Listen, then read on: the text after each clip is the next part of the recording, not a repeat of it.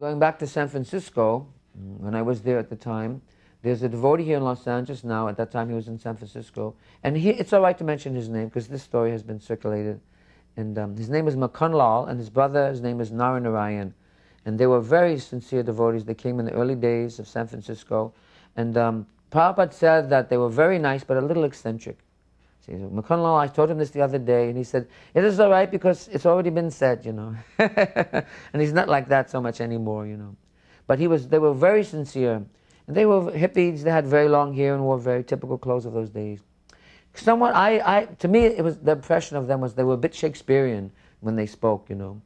Hare Krishna, like that, you see. Makanlal still has that. So it used to irritate me terribly when Makanlal would chant. He'd say, Hare Krishna, Krishna Krishna, Hare Hare, like that. And I would get very disturbed during the kirtans. So we had arranged this engagement that Makanlal did in the YWCA in Berkeley. And we went along in the car with Srila Prabhupada. I drove him and drove him back. I believe Makanlal was in the car going, but not coming back. And we get there, and it was very nice, and all of a sudden, who's leading the kirtan but Makanlal? So I must have shown, very obviously, my distaste. I think I might have even gotten out of the room, as a matter of fact. He was not very tolerant and didn't understand the right thing. So I driving Prabhupada home in the car, and we're driving alone, and he looks at me and he said, Aniruddha, this Makanlal, he sings very nicely, don't you think?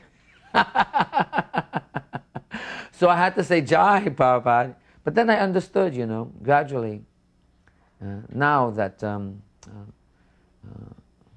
Trinad api sunichena tarapi sahishnuna amanina manadena kirtaniya sarari.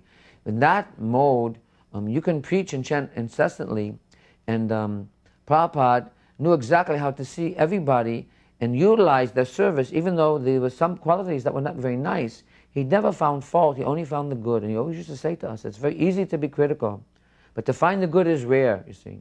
And that was not my quality, but I'm beginning to understand that when I reflect on these things now. How magnificently, that is the real way to preach. You know, that is the real way to not disturb anybody. And Prabhupada was a perfect Vaishnava. And one of the qualities of a Vaishnava is that he's a perfect gentleman, a pure Vaishnava.